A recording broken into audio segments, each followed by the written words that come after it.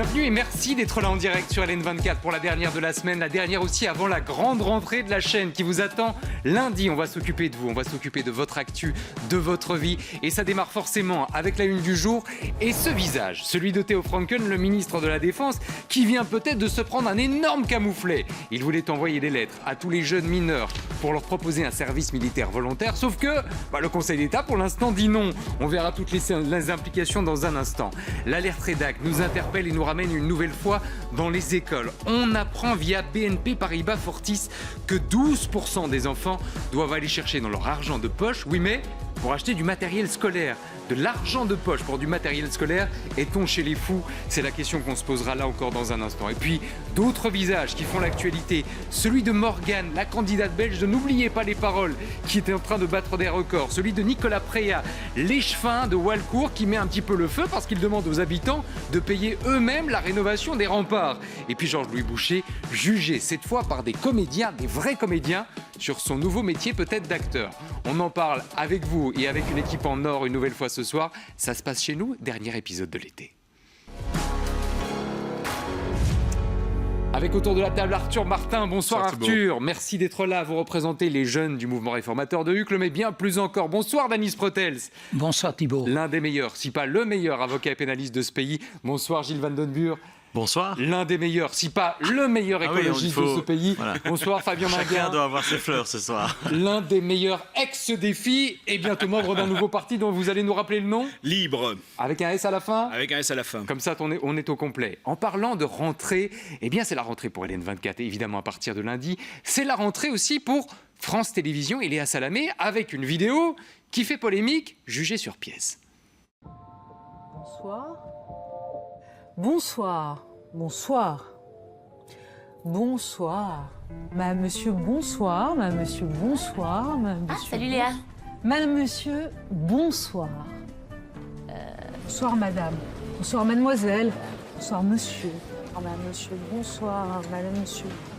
Madame, monsieur, bonsoir. Voici les titres. Madame, monsieur, bonsoir. Bienvenue. Non, il est 14h là.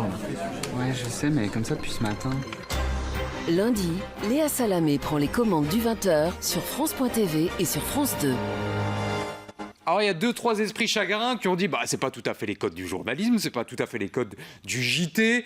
Elle s'essaye elle aussi quelque part au métier de comédienne. Arthur, est-ce que vous êtes encore un peu réac sur ce coup-là ou plutôt du côté des progressistes pour changer? J'ai pas du tout compris en quoi c'était une mauvaise vidéo, qu'elle n'aurait pas dû faire ça, ou parce que moi je trouve que tant mieux, c'est de la com, ça marche bien et au moins elle s'essaye et on voit au fur et à mesure aussi que c'est un vrai stress qu'elle peut avoir parce qu'elle passe d'une chaîne à l'autre et c'est un nouveau challenge et donc effectivement il y a du stress. J'ai pas trop compris. Elle reste sur la même chaîne, hein. Elle reste sur France Télévisions, elle change simplement de rôle. Oui, tout à fait, mais c'est une nouvelle incarnation. De talk show à présentatrice de journal télévisé. Dany, choqué par cette vidéo ou franchement c'est plutôt bien fait? Absolument pas. Je vois pas d'ailleurs comment il se fait qu'on en parle autant. Bon, écoutez, puisque vous trouvez qu'on en parle trop, je propose que nous passions directement à la une du jour. Vos désirs sont des ordres.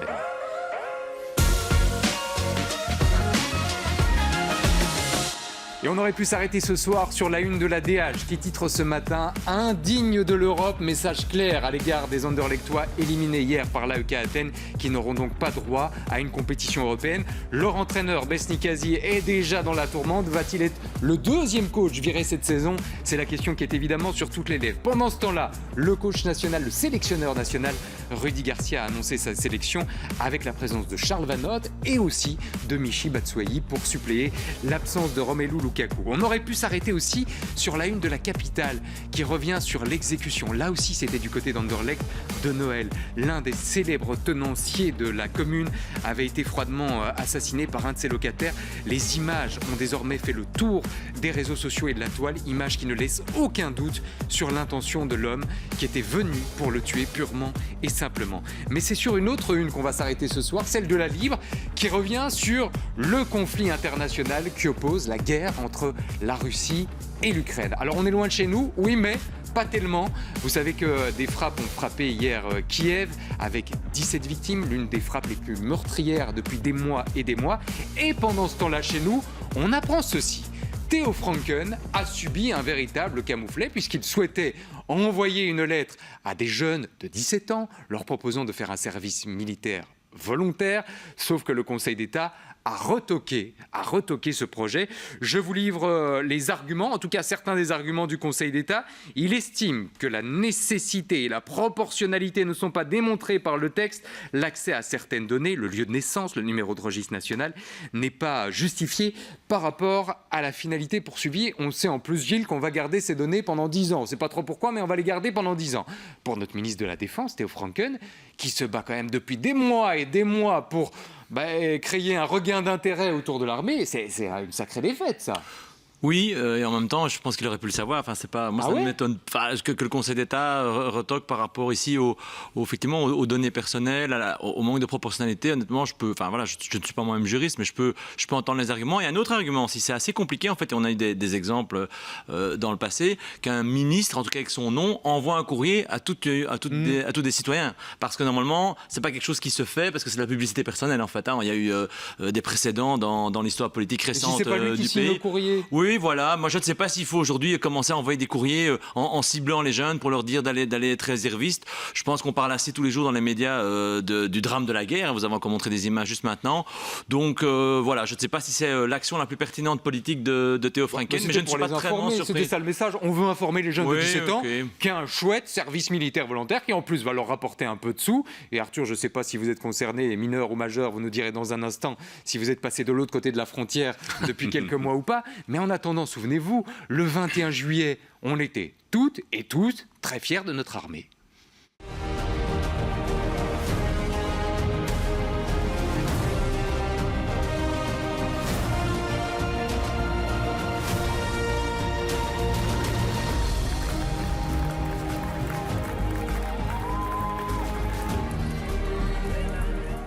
Avec ces images qui avaient fait le tour des réseaux sociaux et des chaînes de télé, on sentait qu'il y avait un regain d'intérêt pour l'armée. On a vu d'ailleurs, Arthur, aussi des vidéos de recrutement avec des généraux qui laissent des messages sur les réseaux sociaux disant « n'hésitez pas à nous rejoindre ». Cette démarche supplémentaire de la lettre pour les jeunes, elle vous choquait, vous ? Vous étiez sûr que ça allait être retoqué ou il n'y a rien qui vous ennuie, vous ? Non, je n'étais pas sûr que ça allait être retoqué, mais les raisons qui sont évoquées sont tout à fait justifiées et valables. Maintenant, effectivement, moi je trouve que la cause est assez intéressante parce que ça peut aider un certain nombre de jeunes de s'émanciper et parfois trouver une voie. On sait que l'armée, par exemple, il y a tellement de profils différents que ça peut vous permettre de penser à un métier auquel vous n'avez pas pensé au préalable. Donc moi, je pense que c'est tout à fait une bonne idée et qu'il faut continuer à la pousser, surtout quand on voit les enjeux géopolitiques à l'heure actuelle. Mais maintenant, il faut revoir peut-être la méthode et ça, je pense que c'est des futilités, ils vont trouver une autre solution. La méthode, vous voulez dire la lettre ou l'utilisation des données ? Parce qu'on avait l'impression, Fabien, que cette lettre, elle n'allait pas faire de mal à une mouche. Qu'est-ce qui vous dérange, vous, là-dedans ? L'utilisation des données, et je crois que certainement dans des périodes parfois troubles, et on voit aujourd'hui l'enjeu qu'il y a sur la protection des données, parce que ce n'est pas que le Conseil d'État, c'est aussi l'Agence de protection des données qui dit non, attendez, là c'est quelque chose de disproportionné, et donc je crois qu'il y a quand même des règles à respecter, surtout dans des phases critiques. On sait aussi que si après ça les choses font pirater, que vous dites concernant les données, etc., ça donne quand même à de potentiels ennemis, éventuellement des indications.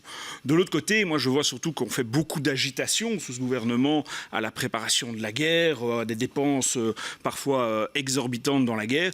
J'aimerais bien qu'on agisse un peu plus pour la paix, parce que je crois qu'il ne faut pas être naïf. Oui, on a vu qu'avec M. Poutine, les risques de guerre sur le continent européen sont malheureusement réels, mais je crois aussi que plus que jamais, il y a un enjeu par rapport à ça. Qui ont ouvert tous les journaux télévisés. Tout à fait. Elle ne pouvait pas tomber à un moment plus étrange, cette décision d'Annie. Plus que jamais, l'actualité nous rappelle que ce conflit est quelque part à nos portes. Et on a vu à quel point ce qui s'est passé aussi à Washington il y a de ça quelques jours, des discussions compliquées avec Donald Trump, rappelaient la précarité de l'Europe. Honnêtement, ça dérange qui, une lettre ? Moi, je considère que cette lettre avait sa raison d'être. Et comme disait Arthur, je crois que ça pouvait venir en aide à pas mal de jeunes qui ne trouvent pas leur voie et qui seraient peut-être intéressés. Par contre, il est évident qu'il y a des règles qui doivent être respectées. Là, c'est le juriste qui parle, c'est l'homme de droit. Oui, si elles n'ont pas été respectées, c'est vrai qu'il aurait pu être plus attentif avant d'envoyer la lettre, mais quant au principe lui-même, j'étais plutôt favorable. Ce qui est maintenant récupéré par l'opposition en disant mais s'il y a une lettre envoyée, c'est pas pour recruter des candidats militaires, ce serait beaucoup mieux que ce soit pour des professeurs ou pour d'autres professions. Et donc, quoi que vous fassiez, il y a immédiatement un problème politique. Vous faites référence notamment, et je voudrais juste qu'on monte, Gilles, la citation de Nabil Boukili, député PTB, qui a dit « Moi, je ne suis pas contre une lettre, je veux juste qu'on l'envoie effectivement pour former des infirmiers, des professeurs, des métiers en pénurie. » Ça prouve bien que dans ce débat, il y a un truc qui ne va pas. Soit on critique la lettre, et alors c'est valable pour toutes les professions, soit on critique la lettre dans le sens où elle pousse des jeunes à s'engager à l'armée. Qu'est-ce qui vous dérange, la lettre ou le fait qu'on pousse à l'armée? Non, parce que moi je rejoins ce qui a été dit. Je pense que l'armée, ça peut vraiment être quelque chose d'intéressant pour un certain profil de personnes qui se cherchent un peu et puis qui aiment tous les métiers. Et il y en a plein, en fait, des métiers qui ne sont pas que physiques d'ailleurs, au sein de la défense. Donc ça, moi, je trouve ça très bien. D'ailleurs, la défense recrute très fort en ce moment. Mais effectivement, pourquoi faire une action politique ciblée, spécifique par rapport à ça? On pourrait le faire de manière très large. On connaît, je dirais, l'agenda. Moi, la lettre en soi, elle me dérange pas plus que ça. Je vais pas aller manifester demain dans la rue à cause d'une lettre. Par contre, on connaît l'agenda, je dirais, très va-t-en-guerre de Franken. Moi, c'est plus ça qui me dérange. Et voilà, donc pour moi, je vois ça comme une pièce dans un ensemble d'un projet politique qui est le sien, qui est, comme je le dis, très va-t-en-guerre, de venir toutes les semaines ou tous les mois au gouvernement fédéral avec des demandes de dépenses supplémentaires en défense. Et il faut investir dans la défense. Mais de nouveau, c'est une question pour moi d'équilibre. Et je pense que, connaissant un peu Franken et son idéologie politique, pour moi en tout cas, il n'y a pas un équilibre. Il y a vraiment une manière très frontale d'avancer qui moi, me dérange, mais depuis toujours. C'est pas nouveau. Alors, vous parlez du côté va-t-en-guerre. Tout à l'heure, on parlera des hôpitaux belges qui, d'après certains, ne sont pas du tout, mais pas du tout préparés à une guerre potentielle, tandis que nos voisins français, eux, ont déjà un plan dans les cartons. On vous dira tout sur ce dossier tout à l'heure. Mais avant ça, place à d'autres visages dans l'actualité, et ils sont forcément de chez nous.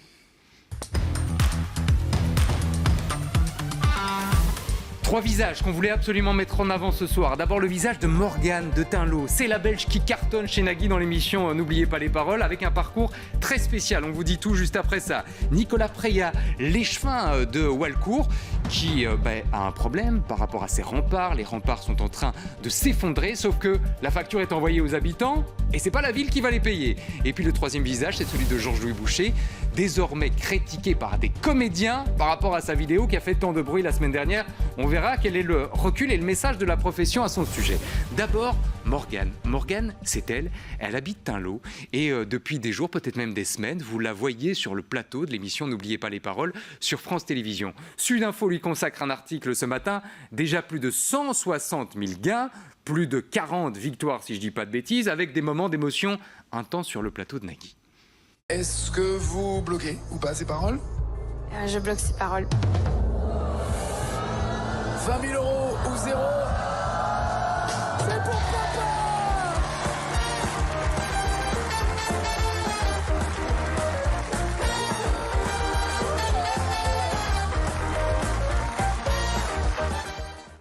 Levez la main dans la catégorie plaisir coupable. Qui regarde cette émission de temps en temps? Dany, Arthur, non? Pas, moi, je lève la main. Pas un spectateur du tout assidu, mais quand je zappe, alors fatalement, je sais que c'est Nagui qui présente cette émission. Mais c'est déjà bien. Mais je ne savais pas que c'était une Belge qui multipliait les victoires. Une Belge qui multiplie les victoires, mais à qui tout ça semble irréel. Elle a étudié plus de 1000 chansons. C'est énormément de travail pour arriver dans cette émission. Et elle déclare « Tout ça me semble totalement irréel ». D'autant, et c'est tout le paradoxe dont on voulait vous parler ce soir, que je ne toucherai l'argent qu'une fois mon parcours terminé. J'ai d'ailleurs plaisanté mercredi soir, disant que je n'avais plus grand-chose sur mon compte bancaire car j'ai dû prendre des congés sans solde pour participer à l'émission. Il y a quand même un truc assez dingue. On va pas en faire un débat politique, Fabien, mais il y a une situation assez paradoxale. Elle n'a sans doute jamais été aussi riche, mais avec aussi peu d'argent sur son compte. Ah oui, après, c'est bien qu'elle le dise aussi, parce que je crois que parfois, il y a une tentation de l'argent facile, de croire que l'argent vient comme ça par la télé. On a vu des grands gagnants dans d'autres émissions qui gagnaient des sommes folles, et par des jeunes qui disaient, voilà, c'est assez simple. Donc c'est bien aussi de pouvoir dire que c'est un rythme, c'est beaucoup de travail. Je suis impressionné effectivement par sa capacité de mémoire. Et de l'autre côté, oui, après ça, c'est des contraintes aussi sur la vie quand on participe à ce genre d'émission. Et alors, ce qui est extraordinaire, c'est qu'elle en a profité pour mettre en avant la boulangerie dans laquelle elle travaille, chez Barbara, du côté de Tinlo. Boulangerie dans laquelle, évidemment, tous les jours, des gens se rendent pour la croiser, sauf que, forcément, en ce moment, elle n'est pas souvent là. Mais n'hésitez pas, Ça participe quelque part, Gilles, je ne vais pas dire au commerce local, mais à la visibilité, oui, de certains métiers, de certaines localités aussi. Tout à fait, c'est génial qu'elle fasse ça, je trouve franchement. Et peut-être que son employeur sera content aussi d'avoir cette publicité. Donc moi, je me soucie pas trop de son avenir professionnel, même si je pense que ces jeux, c'est très chouette. Et de voir la joie comme ça sur les écrans, ça fait un peu plaisir dans le contexte actuel. Maintenant, je pense pas qu'il faille le faire pour l'argent. Je dis pas qu'elle le fait pour l'argent, mais donc je comprends qu'à un moment donné, il faut pouvoir joindre les deux bouts. Mais donc c'est plutôt chouette et réjouissant. Et donc qu'elle fasse de la pub ou qu'elle mette en avant le commerce local, c'est très bien. Ce qui me permet de vous préciser, c'était pas prévu, petit placement de produit, qu'un autre jeu arrive bientôt sur LN24, c'est Tout le monde veut prendre sa place avec Cyril Ferraud. Et là aussi, il faut étudier à partir du 22 septembre prochain, mais on en reparlera dans l'émission spéciale qui suit à 19h. Deuxième visage au cœur de l'actualité dont on voulait vous parler, c'est celui de Nicolas Preya. C'est l'échevin de l'urbanisme du côté de Walcourt. Walcourt, c'est une ville plus que belle, on est dans la province de Namur, ville absolument magnifique, dont les remparts sont très connus, ils servent même d'attrait touristique pour la ville, sauf que ces remparts sont dans un état catastrophique. Et voilà ce qu'on apprend dans la presse aujourd'hui, eh bien que c'est les citoyens qui vont devoir payer l'addition. Alors pas tous les citoyens, juste les habitants des maisons situées sur les remparts. On pensait que la ville allait prendre ça en charge. Que nenni, voilà ce que déclare un conseiller communal, Léon Reverse. Les remparts ont toujours été construits pour protéger la ville et aujourd'hui, c'est aux habitants de payer. Ça le rend complètement dingue. Réponse de l'échevin Nicolas Preya. En janvier dernier, une étude sanitaire a été commandée. Il est revenu que la ville n'en était pas propriétaire, mais il est de son devoir d'avertir les riverains. C'est une question de sécurité. Honnêtement, qui est choqué par cette histoire? Faire payer l'addition des remparts aux habitants, alors sans doute que légalement, effectivement, Gilles, c'est la règle, n'empêche que la ville, elle profite de ces remparts. Que ce soit en termes d'attractivité touristique, que ce soit en termes d'histoire, il y a un truc qui semble très bizarre là-dedans. Oui, je suis d'accord. J'apprends, enfin, en préparant l'émission, j'ai appris ce cas d'espèce. Mais donc, effectivement, à partir du moment où il y a un intérêt public, ou que ce soit d'ailleurs l'attractivité de la ville, mais même patrimonial, tout simplement, pour Walcourt, mais pour la Wallonie dans son ensemble, pour moi, ça me paraît évident que ce sont des services publics qui doivent le financer. Alors, est-ce que ça doit être la commune? Ça, je ne sais pas. Ça doit être la commune toute seule. On pourrait imaginer la commune avec la région, avec les services du patrimoine, même le fédéral. Je crois qu'ils ont prévu de demander des subsides, mais que ce soit les habitants. Et en plus que les habitants qui habitent à côté, oui, ça me paraît vraiment particulier dans un pays comme le nôtre où on a des services publics et une collectivité qui doit subvenir à ce genre de besoins. Avec, je me permets de le préciser, des habitants qui vont recevoir potentiellement des factures de 30 40 000 euros parce que c'est réparti de façon inégalitaire en fonction de l'endroit où on habite. Fabien, vous avez été échevin, je crois que vous l'êtes d'ailleurs encore. Je ne l'ai plus, malheureusement. Mais... Bon, voilà, je vais me mettre à jour. Du côté de la ville de Bruxelles, les questions de patrimoine, vous les connaissez par cœur. Honnêtement, vous auriez été échevin de l'urbanisme à Walcourt, vous faisiez quoi? Ce qui est assez dingue, c'est de se dire que Walcourt s'est rendu compte qu'en janvier dernier que les remparts ne lui appartenaient pas, premièrement. Mais deuxièmement, même quand c'est privé, quand vous avez du patrimoine privé à Bruxelles, il y a des subsides pour justement préserver le patrimoine. Pour dire aux gens, attendez, c'est un intérêt patrimonial, même si vous devez faire réparation dans une maison privée, s'il y a des aspects qui sont classés ou autres. Et donc, je crois qu'effectivement, plutôt que d'envoyer rapidement ce courrier et la facture aux habitants, il faut se remettre autour de la table, comme une région, je rejoins, pour dire, attendez, là, il y a quelque chose qui est d'intérêt patrimonial, ça n'est pas aux seuls habitants à supporter la facture. Ça me paraît effectivement du bon sens. L'homme de droit, il conseille quoi sur ce dossier? Aux habitants de se regrouper, je sais pas moi, d'introduire un recours ou d'aller voir la commune, la ville? En tout cas, il faut que ces gens auxquels on soumet des factures qui sont réellement très élevées agissent et qu'on fasse en sorte qu'on en parle au maximum parce que la démarche, elle est complètement loufoque. En réalité, parce que vous habitez sur cette falaise, à ce moment-là, c'est vous qui devez assumer tous les frais pour la sécurité. Je trouve que c'est une démarche véritablement anormale. Et je serais très curieux de savoir, Arthur, si ces habitants, au moment de l'achat de leur maison, ont été avertis qu'ils étaient aussi dans l'obligation d'entretenir les remparts en question. Ouais, je pense qu'il y avait un flou. D'ailleurs, même la commune n'était apparemment pas au courant. Ça, c'est assez mystérieux. Et d'ailleurs, je pense qu'effectivement, qu'on a un patrimoine en Belgique. On parle toujours qu'on le laisse à l'abandon, qu'on le laisse vieillir. Mais parfois, il y a certaines personnes qui ne pourront pas payer ces factures et qui laisseront le patrimoine effectivement se dégrader au fur et à mesure. Et donc, on a un devoir en fait de rénovation sur ce patrimoine-là, que ce soit effectivement la commune, la région ou le fédéral. Mais on ne peut pas laisser le patrimoine à la charge des citoyens avec des factures qui sont énormes, qui ne sont pas à eux de payer. D'autant qu'historiquement, c'était la ville qui avait fait construire ces remparts pour se protéger, quand on voit même si ça nous emmène très loin dans le temps. Quand on voit des factures de 40 000 euros qui sont adressées à un propriétaire, rendez-vous compte, ce sont des gens qui n'ont pas du tout les moyens d'assumer même une petite facture. Et là, on leur dit, voilà, puisque vous habitez sur les falaises, veuillez payer 40 000 euros. C'est loufoque et inquiétant. À mon avis, certains réfléchissent même à revendre leur maison. On espère qu'une solution va être trouvée dans ce dossier. Le troisième visage à la une ce soir, c'est celui, encore une fois, de Georges-Louis Boucher. Georges-Louis Boucher qui a fait évidemment beaucoup parler de lui ces dernières semaines, et y compris la semaine dernière, avec cette fameuse vidéo dans laquelle il se mettait dans la peau d'un concessionnaire automobile qui avait du mal à maîtriser ses nerfs. Et voilà que l'Écho a donné la parole à des vrais comédiens, voire des directeurs de théâtre, pour savoir ce qu'ils pensaient de sa prestation. Je vous propose d'ailleurs de revoir un bout de sa prestation, histoire de juger ses talents d'acteur ou pas. Vous savez ce que j'aurais dû faire? Ouais, dites-moi. J'aurais dû vous enregistrer, tiens. Oui, m'enregistrer pourquoi hein? Il y en a certains qui vont vous croire sur parole, les haters sur les réseaux sociaux, certainement. Je vais appeler votre directeur. Eh ben, le directeur, il est ici. Le directeur, il est là. Le président, il est là également. Alors, et le président et le directeur, ils vous disent, vous pouvez sortir, merci beaucoup. Allez, merci, ciao. Alors, Georges-Louis, cette première journée de maîtrise de soi, face à une situation de stress? Au début, compliqué. Mais ça s'est amélioré. Et ouais, à la fin, bien. Du Grand Boucher. Ouais. Bah, bien. Bravo. Vous êtes parvenu à prendre sur vous. Presque. J'ai entendu Gilles soupirer, c'est mauvais signe. Mais avant de vous laisser réagir, Gilles, je voudrais qu'on donne la parole à ces fameux comédiens, ces hommes de théâtre, de scène, qui ont jugé sa prestation. Je vous livre d'abord les propos de Thibaut Nève. Le fait qu'il opte pour l'autofiction est intéressant. Il s'agit de créer une œuvre de fiction parce que le réel ne lui suffit pas. Oh là là, c'est un peu compliqué, dans le sens où on a l'impression qu'il y a quelque chose qu'il voudrait faire entendre et qui n'a pas été entendu. Il utilise ainsi la fiction pour dire ce qu'il ne peut pas formuler frontalement dans l'espace public. Autre réaction, Fabrice Murgia, qu'on connaît notamment comme directeur du Théâtre National. Je trouve qu'il joue pas mal. Je reconnais un second degré franc, presque drôle par moment, mais ce jeu d'acteur sert à attaquer frontalement les journalistes et c'est dangereux. On est plus proche de l'Oscar que du prix Nobel. Est-ce qu'il a définitivement basculé dans la catégorie comédien, acteur, désormais presque jugé par ses pairs, Gilles? Mais moi j'entends que certains trouvent que c'est un bon coup de com et un bon jeu d'acteur, mais franchement, moi j'en ai rien à foutre du jeu d'acteur de Georges-Louis Boucher. Je vous ai rarement entendu parler comme ça. Non, mais je veux dire, c'est quoi son job? Son job, aujourd'hui, il est le président du parti qui a gagné les élections il y a un peu plus d'un an en Belgique, le premier parti francophone. Son job, c'est améliorer le job, c'est la vie, le quotidien des hommes et des femmes de ce pays, en particulier les francophones, Bruxelles, Wallonie.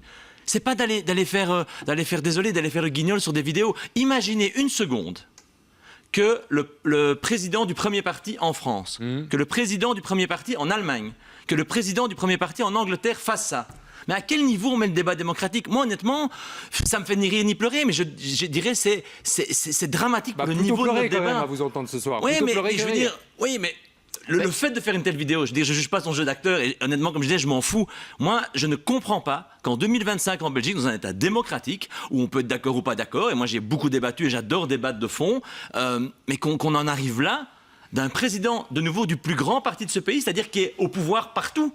Je ne comprends pas et vraiment ça m'inquiète du niveau de ce débat démocratique parce qu'en fait c'est de la fumée autour de ce qui est des vrais enjeux. Les pensions, les malades, le dérèglement climatique, la fiscalité et on parle de ça. Et désolé, moi ça m'énerve. Et vous savez que je m'énerve pas tous les jours. Je vois que la moutarde vous montre au nez là. Vraiment, ça m'énerve. Et c'est carrément tout le pot que vous avez avalé ce soir. Juste vous faites référence à d'autres pays et à d'autres chefs d'État ou de chefs de président de parti, il n'est pas encore chef d'État. Non. Mais en parlant de chef d'État, on a par exemple le souvenir d'un Emmanuel Macron qui avait invité des youtubeurs à l'Élysée pour des vidéos un peu loufoques. On pense à McFly et Carlito.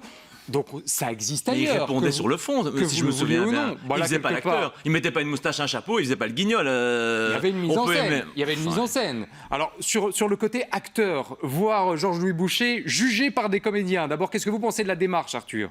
Pourquoi pas. Moi, j'avoue que la vidéo m'a fait assez bien rire. Effectivement, moi, je soutiens absolument pas, par exemple, qu'il y avait eu 2 youtubeurs qui se baladaient dans l'Élysée à l'époque, ils faisaient des cumulets dans le gazon. Je trouvais ça complètement loufoque à l'époque. Donc je trouvais qu'il y avait un réel problème. Ici, effectivement, donc vous trouvez qu'il y a un problème ici aussi? Moi, je trouve qu'effectivement, c'est peut-être pas non plus le rôle de faire des vidéos de comme ça. Après, ici, voilà, il casse à chaque fois les codes, il essaie à chaque fois de se faire entendre. Ça fonctionne encore parce qu'on en débat ce soir. Je pense qu'il a réussi son coup de com'. Maintenant, attendez, il se passe un truc important. Je vois Arthur Martin en train de retourner sa veste sa chemise bicolore. Non, je ne retourne absolument pas ma veste. Pour moi, il a essayé de faire un coup de com' pour essayer de justement qu'on continue et pour expérimenter. J'ai beaucoup aimé d'ailleurs l'analyse en disant qu'il n'a pas pu exprimer de manière assez réelle ce qu'il pensait réellement. Il a exprimé sous le ton de l'humour. Après, est-ce que certains sont d'accord ou pas? Ça, c'est tout à fait le débat ici. Mais moi, ce que je trouve qui est assez intéressant, c'est qu'on voit totalement qu'on a une politique ici en Belgique, contrairement à d'autres pays, qui est complètement différente en termes d'humour. Et on a déjà vu de nombreux politiciens qui jouaient sur cette carte-là aussi. On voit qu'on est complètement dans un monde parallèle, parfois en Belgique, contrairement à d'autres pays européens. Ça, on peut en débattre justement parce que parfois on est parfois ridicule à l'international. Mais on est comme ça ici en Belgique et donc je pense que c'est intéressant ce que vous dites. On passe, c'est vrai, à tort ou à raison, Fabien, pour le pays du surréalisme, de l'humour, du décalage, on se prend pas au sérieux. Est-ce que c'est une nouvelle preuve de ce surréalisme à la belge? Je sais que vous aviez déjà exprimé plus que des réserves la dernière fois, mais là, entendre des comédiens dire finalement c'est une bonne solution en termes de communication, il n'a pas réussi à s'exprimer de façon entre guillemets classique, il utilise une autre méthode. Moi, je ne sais pas. Effectivement, d'abord, qu'on continue à en parler, réussit son coup de com' comme à chaque fois. Et je trouve qu'effectivement, ça me dérange parce que du coup, on ne parle pas du fond. Et le fond, c'est soit effectivement, il voulait dire des choses à la RTBF qu'il n'a pas osé dire. Et alors, je ne sais pas comment il faut prendre la phrase, on peut tous les mettre dans le coffre.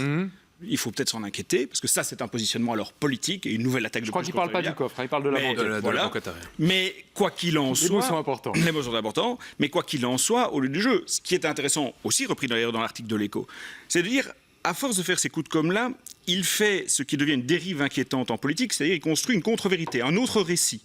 Au lieu de parler du fond, il parle sur la forme, avec un autre ton, un autre style, finalement, du récit qu'il a envie d'imposer. Je n'ai rien fait, le problème c'est la RTBF, le problème c'est qu'on m'est enregistré, et moi je suis blanc comme neige, comme ça. Et il construit comme ça un contre-récit politique, et ça devient inquiétant en politique. C'est aussi pour ça qu'on a refondé l'I, parce que je crois qu'aujourd'hui, il faut revenir à un certain sérieux en politique. La vérité a aussi ses droits, les faits ont aussi leurs droits, et on ne peut pas toujours tout tourner en dérision, surtout quand on a manifestement fait une erreur. C'est bien, moi j'ai fait un peu de placement de produits pour la grille de rentrée, vous avez fait un peu de placement de produits pour votre parti politique, on est quitte. Dany, je vous laisse conclure sur le dossier dont on a déjà beaucoup parlé, donc vous serez la parole de la sagesse. On connaît sa volonté d'être omniprésent sur les médias. Il est prêt à faire n'importe quoi pour qu'on parle de lui. Ça, c'est une réalité. C'est le problème. Il a le talent pour le faire, mais c'est pas une première. Parce que, rappelez-vous, Trump, en campagne, a fait exactement la même chose en se déguisant vous le comparez à Trump, j'entends. Et donc, c'est une forme...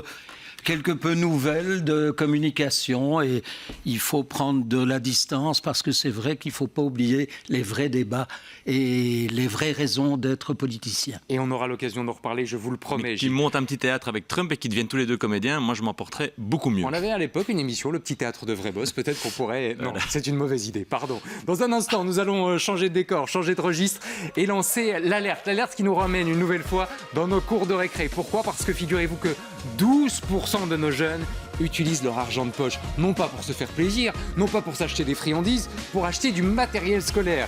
Est-on chez les fous ? C'est la question qu'on se posera juste après ça.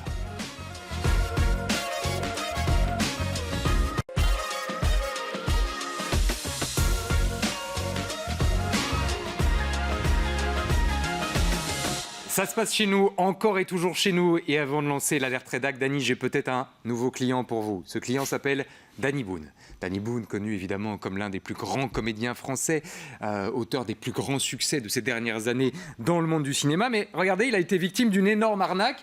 Il a perdu 7 millions d'euros, victime d'un prétendu aristocrate irlandais qui lui promettait des placements juteux. On peut donner l'adresse de votre cabinet ce soir ou c'est pas le genre de dossier dont vous vous occupez ? Vous pouvez donner l'adresse, mais je voudrais quand même vérifier s'il a bien perdu 7 millions d'euros, parce que ça me paraît quand même énorme dans le cadre d'une prétendue escroquerie. Il y avait plusieurs placements, donc je vous confirme qu'apparemment il a bien perdu 7 millions, mais il lui en reste un peu pour vous verser les honoraires. Rassurez-vous, place à l'alerte rédac.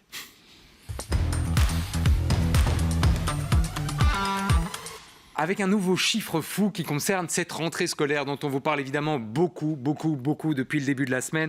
On vous a parlé de la Ligue des familles qui tirait la sonnette d'alarme concernant le prix de la rentrée dans le qualifiant, parfois 1 000 € pour certains élèves à cause de l'équipement, du matériel.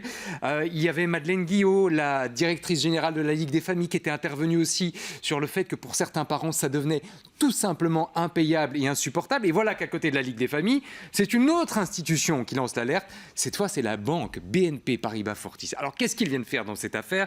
Eh bien, ils ont fait une étude et ils constatent que plus d'un enfant sur 10, 12%, utilise son argent de poche pour des achats scolaires. 35% des jeunes utilisent leur argent de poche pour acheter la nourriture, notamment les repas à l'école, ce qui semble peut-être plus normal. D'abord, Arthur, vous qui êtes le plus proche, pardon de le dire, de la sortie de l'école, vous n'en êtes pas si loin. Est-ce que c'est des chiffres qui vous étonnent ou vous les avez vus, vous aussi, autour de vous ? Ça ne m'étonne pas parce que déjà quand on voit les fournitures scolaires, c'est devenu impayable et déjà à mon époque c'était impayable et donc effectivement moi de temps en temps je m'achetais aussi mes propres cahiers et je ne le disais pas forcément à mes parents parce que j'estime que j'avais aussi parfois le devoir aussi de m'acheter mes fournitures scolaires avec le peu d'argent. Ah, vous l'avez fait ? Oui aussi, mais même maintenant aujourd'hui c'est moi qui paye mes études, j'ai 3 jobs étudiants pour payer mes études et j'estime que c'est à moi de le faire pour parvenir comme ça. Mais par contre il y a un vrai débat parce que tout le monde n'a pas cette chance de pouvoir travailler autant pour pouvoir payer ses études parfois, ces prix sont devenus exorbitants et c'est pas du tout justifié. On peut pas m'expliquer que le papier a fait x10 en l'espace de quelques années. Donc il y a peut-être aussi cette question qu'il doit avoir jusqu'où peut intervenir l'école. Je sais qu'il y a beaucoup d'écoles qui interviennent pour les enfants qui sont plus en difficulté, pour les fournitures scolaires. Je pense que c'est quelque chose qu'on doit peut-être plus mettre en avant et plus travailler là-dessus. Après, il ne faut pas se leurrer non plus. On aura de plus en plus ce genre de cas où des enfants effectivement paieront leur repas, une petite partie de leur repas et une partie de leur fourniture. Attendez, mais vous êtes fataliste là, l'air de dire bah ouais, il y a des problèmes économiques et on n'a pas les solutions et ça va arriver de plus en plus. Non, je prône typiquement que l'école intervienne pour les enfants qui sont les plus défavorisés, pour qu'on puisse les aider et à partir de ce moment-là, qu'on continue aussi à essayer de diminuer ces fournitures scolaires. Mais on sait très bien que c'est des gros, en général, de grosses entreprises qui ne sont même pas basées ici en Belgique et que donc c'est compliqué de jouer avec ces tarifs-là. C'est intéressant ça, Fabien. La gratuité pour tous, c'est ce qu'on a essayé de mettre en place dans certaines années. Est-ce qu'il faut la réserver aux enfants des familles les plus défavorisées en disant les autres, vous savez, vous les payez, ces fournitures, et concentrons-nous sur les plus précaires ? C'est un débat qu'on peut éventuellement avoir. C'est un débat qu'on aurait voulu avoir à la communauté française. L'OMR a choisi directement de stopper la gratuité dès la 4e primaire. Donc pour plein de familles aujourd'hui. C'est mis sur pause, officiellement c'est mis sur pause. Entre-temps, aller dire ça aux enfants qui rentrent maintenant et aux parents qui doivent payer, je crois que c'est quand on évalue, on fait les choix après. Ici, on a coupé d'abord, on discute et on évalue ensuite. Ça, c'est le premier problème. 2, je crois que non, il y a aussi une vision d'égalité scolaire dans le matériel qui est fourni, dans le fait que du coup, il n'y a pas de discrimination entre enfants en fonction de la richesse des parents. Donc moi, je crois que c'est une des missions essentielles de l'école. Je vois qu'en Flandre, il dit toujours qu'on doit s'inspirer de la Flandre, c'est tout à fait possible, de la primaire, la maternelle jusqu'à la 6e primaire de mémoire.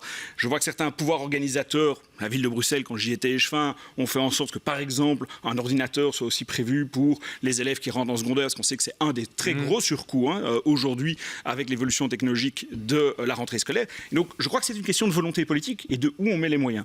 Je crois qu'effectivement, s'il y a un débat sur la situation financière de la Fédération et Bruxelles, s'il y a une chose qui était reconnue unanimement comme bénéfique, et j'entends qu'on le considère comme bénéfique, c'était cette gratuité scolaire. S'il y a bien une politique à laquelle je n'aurais pas touché, c'est bien celle-là, parce qu'on voit aujourd'hui en pleine rentrée à quel point c'est extravagant parfois, c'est pénalisant pour un certain nombre de familles, pour les parents isolés entre autres, et donc je crois qu'effectivement il faut pouvoir continuer cette politique de gratuité scolaire et trouver les marges nécessaires pour le faire. C'est possible en France, ça doit être possible côté francophone. Alors c'est vrai qu'on a beaucoup entendu ces dernières semaines, ces derniers mois, mais les caisses de la Fédération Wallonie-Bruxelles sont vides, on n'a pas l'argent. Sauf que vous avez un discours différent, Fabien.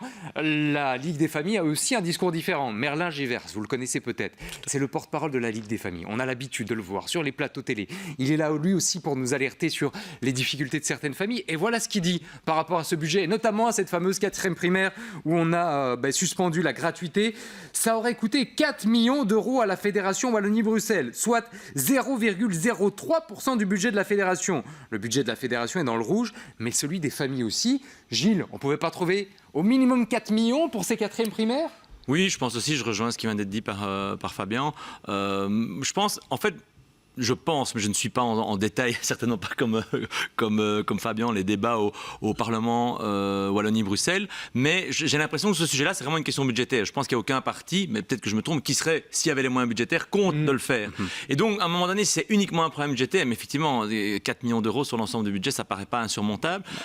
On a trouvé, je me permets, 6 millions pour des nouvelles politiques. Oui, c'est un vrai choix politique. C'est un vrai choix politique. C'est là où je suis d'accord de dire, si y a la volonté politique, on doit pouvoir le faire, parce qu'on sait ici que c'est vraiment profondément efficace. classe. Et on lutte vraiment au cœur des inégalités dès le plus jeune âge, en fait. Parce qu'on sait très bien qu'au plus tôt on lutte contre les inégalités, au mieux c'est par après. Au plus tard on s'y prend, au plus c'est compliqué. Donc moi je suis aussi pour dire, mais on peut aussi, alors ça que je voulais dire, je pense qu'il y a certains PO publics notamment, moi là, je suis dans la commune d'Ixelles, pouvoir organisateur, parfois ce sont des communes, comme à la ville de Bruxelles, comme à Ixelles, comme dans d'autres communes. On peut aussi alors être plus créatif sur le matériel. Moi je sais qu'il y a par exemple du matériel, on recycle des ordinateurs de certaines entreprises, de certains coopératifs qui font un geste et qui essaient de fournir le matériel. Alors tout ça c'est des pis-aller évidemment, mais je pense qu'à un moment donné, on doit en tout cas, il faut empêcher ce qu'on vient de voir dans le reportage en fait, que des enfants doivent aller dans leur argent de poche, que certains n'aient pas peut-être les fournitures en rentrant le premier jour à l'école, alors que leur voisin de classe l'aura. C'est ça qu'il faut éviter à tout prix.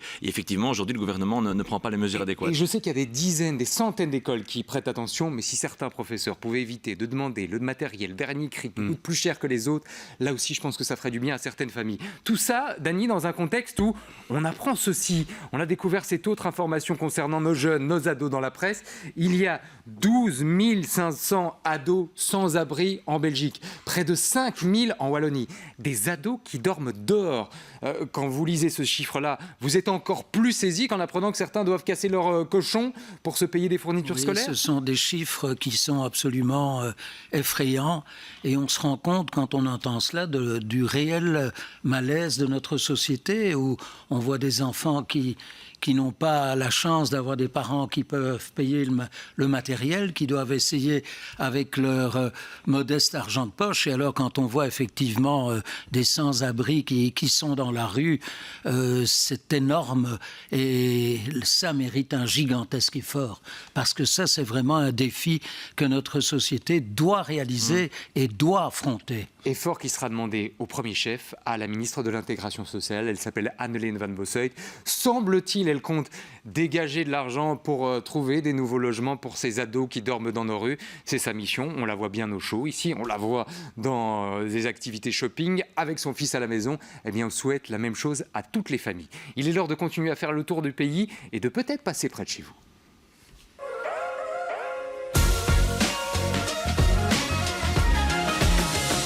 Ça bouge partout dans le pays, ça bouge notamment du côté de Warem, avec le cinéma variété, cinéma bien célèbre qui a vécu son pire été depuis le Covid-19. Et ce n'est pas le seul, c'est une véritable institution dans la région. Et comme beaucoup de cinémas, ils ont souffert non seulement du climat, mais aussi de la faible affiche, des faibles affiches sorties cet été. On espère que les derniers mois de la saison, avec des gros blockbusters qui arriveront, ramèneront les Belges dans les salles de cinéma. Ça bouge aussi à Charleroi. On est tombé sur cette histoire complètement dingue. Voilà une voiture sans plaque. Ça fait 6 mois qu'elle est stationnée et que personne n'y a touché. Elle n'a pas reçu une seule redevance, une seule amende. Alors la régie communale autonome a été interrogée là-dessus. Pourquoi pas d'amende ? Et ben voilà l'explication. Elle ne met des redevances forfaitaires aux véhicules stationnés correctement et uniquement aux véhicules stationnés correctement. Les autres, les véhicules sur les places PMR, sans plaque, les épaves, c'est du ressort de la police. C'est très bien, sauf que la police en 6 mois n'est pas passée. Et puis on voulait faire un dernier arrêt du côté de l'église. L'église, on a décidé, on est en province de Luxembourg, vous le voyez, de rallumer l'éclairage public. Les habitants se sont prononcés pour le retour de l'éclairage public, mais figurez-vous que l'opposition veut qu'on revote. Alors il faut qu'on s'arrête là-dessus 2 minutes. On a donc consulté la population, qui majoritairement a dit oui. Mais l'opposition n'est pas d'accord en disant la question n'était pas claire, etc. Le bourgmestre est très clair, Simon Huberti. Non, ils se sont prononcés pour le retour de l'éclairage public. Pas question de revoter. On a l'impression, Gilles, parfois, qu'on consulte la population, mais qu'on a du mal à accepter son verdict. Certes, ici, il y avait 3 questions pour le retour de l'éclairage public tous les jours de la semaine, uniquement le week-end ou pas du tout. Et forcément, le vote était dispersé. Mais une majorité, près de 40%, a dit pour le retour toute la semaine. Qu'est-ce que vous pensez ? Que ça ne suffit pas et qu'il faut effectivement un tour de table supplémentaire ?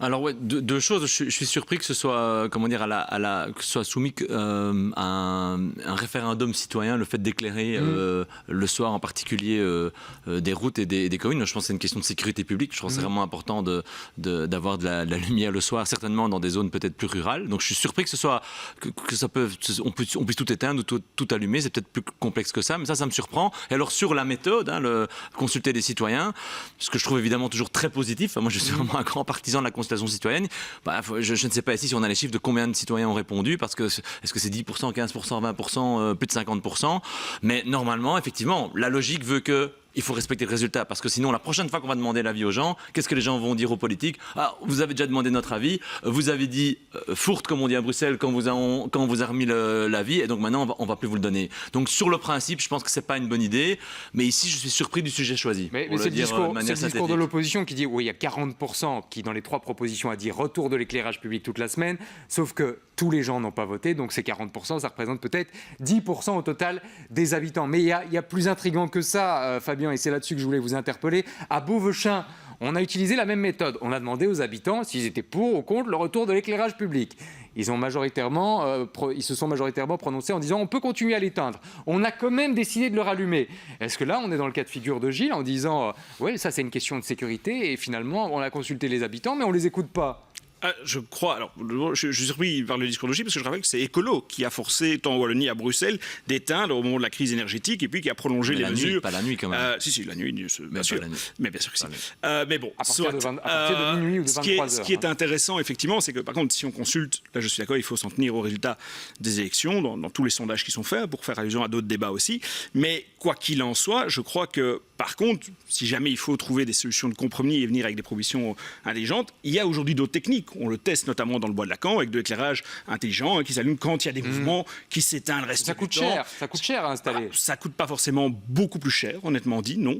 Mais quand on fait des rénovations, on peut y penser et donc venir trouver finalement un compromis satisfaisant pour tout le monde qui permet tant d'assurer la sécurité, parce que c'est vrai que la lumière dans l'espace public, notamment en soirée, c'est une question de sécurité, et de l'autre côté, d'avoir cette tranquillité et cette économie d'énergie. Donc voilà, s'il faut faire des propositions, chez Libre, on a quelques idées. Si vous cherchez un ancien échevin qui a de l'expérience sur la matière et qui a réussi à placer pour la 2e fois ce soir le nom de son parti, allez voir Fabien Minguin. Ce qui est très étonnant quand même, Arthur, dans ce dossier, c'est que dans les 2 cas, on consulte les citoyens, et dans les 2 cas, soit des politiques refuse d'entendre ces voix, soit proteste en disant oui mais on les a pas bien consultés. Alors on arrête. On ne fait plus de consultation. Je trouve que ce débat est très très intéressant et j'aimerais bien un petit peu l'élargir parce que la consultation citoyenne, je suis à 100% pour et je trouve qu'on la pratique absolument pas assez pour les vraies questions, les vrais enjeux au niveau de notre pays, notre démocratie. Parce que par exemple en Suisse, personne ne connaît un politicien.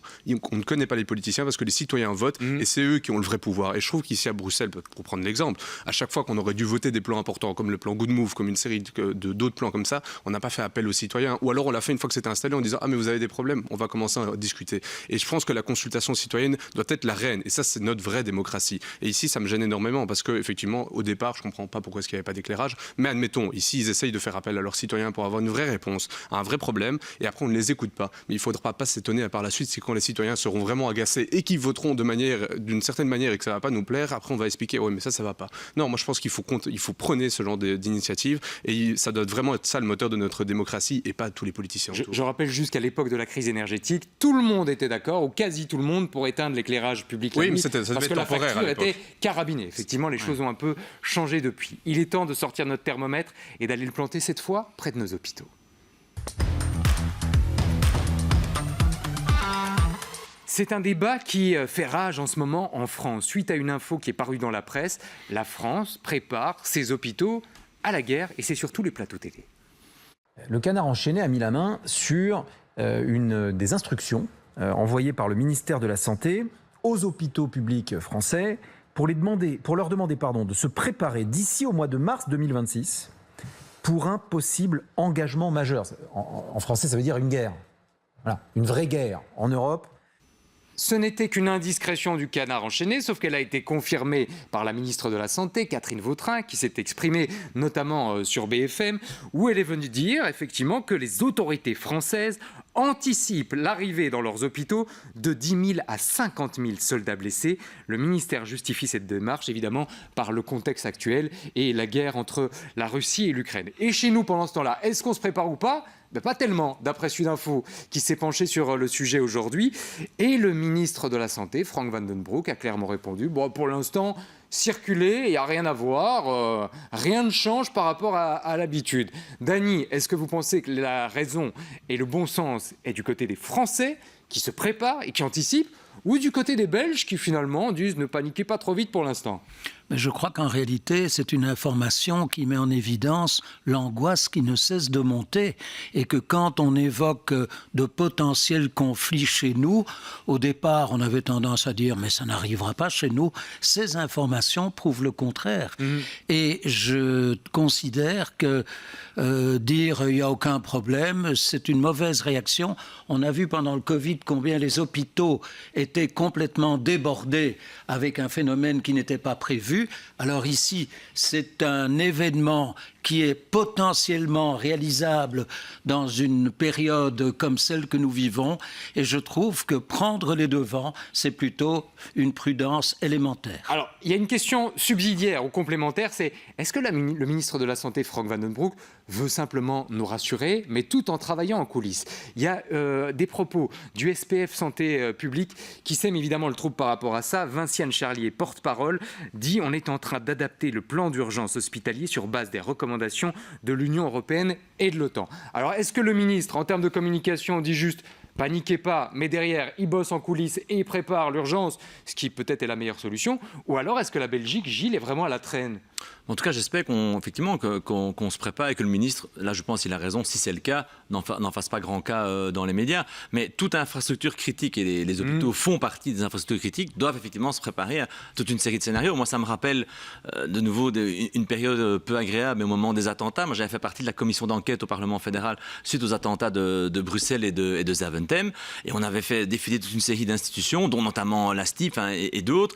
Et on demandait quel était votre plan d'urgence en cas d'attaque terroriste. Peu en avait. Est-ce que c'est parce que, évidemment, sur je pense qu'il y avait des décennies depuis lesquelles on n'avait pas eu d'attaque en Belgique, même jamais, je pense, depuis des dizaines et des dizaines d'années. Mais il n'empêche que je pense qu'il ne faut pas installer de stress exagéré dans la population. Moi, je n'aime pas faire ça, d'agiter des chiffons et autres. Mais il faut se préparer. C'est sûr que l'OCAM est là pour évaluer la menace. L'OTAN est en Belgique, l'Union européenne. On connaît la situation de l'Europe. Donc oui, moi, je pense que c'est tout simplement professionnel et sain que nos infrastructures critiques se préparent selon les scénarios établis et sans agiter des peurs exagérées dans la population. Et vous voyez ces images, évidemment, qui sont très récentes, elles datent d'aujourd'hui et qui nous viennent d'Ukraine où on compte évidemment les morts, on pleure ces morts, on pleure aussi les dégâts matériels.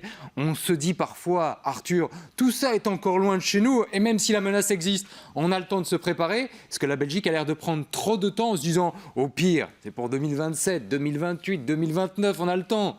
Écoutez, moi, je prône qu'il n'y ait jamais de guerre parce que je pense que personne ne peut imaginer quels seront les drames d'une nouvelle guerre. Par contre, je pense que la politique française, en tout cas le gouvernement Macron, fait beaucoup de com pour le moment. Il essaye de faire beaucoup de com pour un petit peu influencer et pour faire un petit peu peur à Vladimir Poutine. Là, c'est parti d'une indiscrétion. C'est le canard enchaîné qui l'a révélé. Ils ont dû l'assumer. C'est comme l'armement, c'est comme toute une série de choses qu'ils font pour le moment. Ils gonflent le torse pour montrer qu'eux aussi savent réagir au cas où. Ce qu'il y a une réalité, et ça vous l'avez bien montré, c'est que c'est de la charge de l'Union européenne et de l'OTAN massivement. S'il y a une guerre aujourd'hui, ce ne sera pas dans nos hôpitaux que nos soldats arriveront en premier. Il y aura des différents plans qui seront gérés en partie par l'OTAN. Il va bien falloir les accueillir quelque part. Tout à fait, mais il y a aussi des plans qui sont avant tout gérés par l'OTAN. C'est pas d'abord le ministre Vandenbroek qui va décider comment est-ce qu'on va faire en fonction d'une guerre. Il y a un vrai plan stratégique au niveau de l'OTAN. Après, par contre, au deuxième point, c'est plus, il faut un peu plus anticiper en Belgique. On le rappelait, personne n'a vraiment de cas de crise, comment on réagit en cas de crise. Et ça doit être beaucoup plus poussé. Je pense que monsieur Vandenbroek a peut-être un plan, peut-être qu'il en a pas, ça j'en ai aucune idée. Mais il faut un plan en tout cas un petit peu plus structurel, tout en sachant que c'est pas la Belgique à 100% en cas de guerre qui va gérer tous ces points-là. Mais il y a quand même un truc. On a interrogé les hôpitaux pour savoir ce qui se mettait en place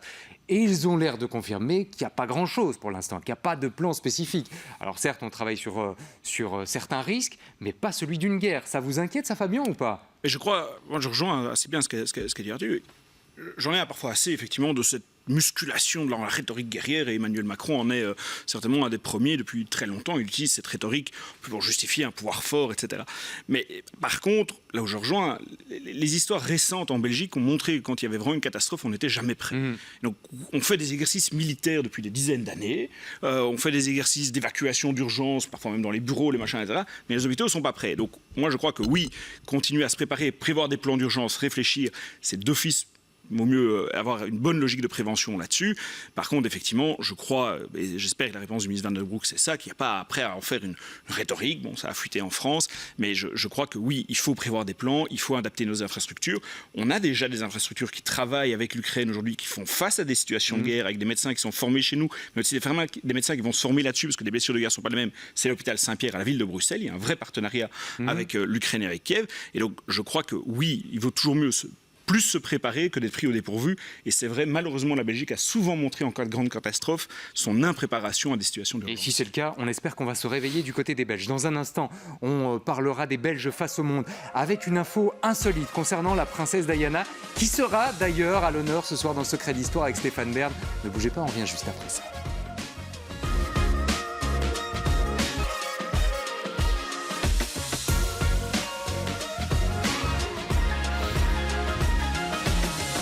Ça se passe chez nous, ou presque chez nous, puisqu'on va parler un peu des Belges face au monde.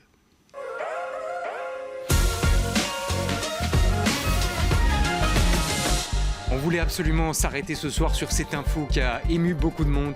La capsule temporelle de Diana a été déterrée. Capsule temporelle qu'elle avait intercalée, je ne sais pas comment on doit le dire, dans un hôpital pour enfants où elle avait gardé quelques souvenirs précieux pour elle des années 90. Il y avait notamment, Dany, là-dedans, un CD de Kylie Minogue, il y avait une petite télé Casio, il y avait aussi des pièces de monnaie. Il se fait que pour des questions de travaux dans cet hôpital, on a déterré plus tôt que prévu cette fameuse capsule temporelle avec énormément d'émotions. Je ne sais pas, qu'est-ce que ça vous inspire comme ça, le retour d'une époque quelque part? Effectivement, je comprends que les gens étaient très touchés. On ne s'attendait pas du tout à trouver ce coffret. Et c'est un peu une manifestation d'une époque qui paraît déjà lointaine aujourd'hui, où les règles étaient finalement différentes. Est-ce que c'est la manifestation d'une époque ou est-ce que c'est le souvenir de la princesse Diana qui a ému tant de monde aujourd'hui? On sait qu'on est à quelques jours de la commémoration de sa disparition. C'est surtout le souvenir de la princesse, mais néanmoins, c'est aussi un regard sur une autre époque. Ça m'intéresse, Arthur, vous qui faites partie de la jeune génération qui n'étiez pas encore née, je pense, au moment de la disparition de Diana.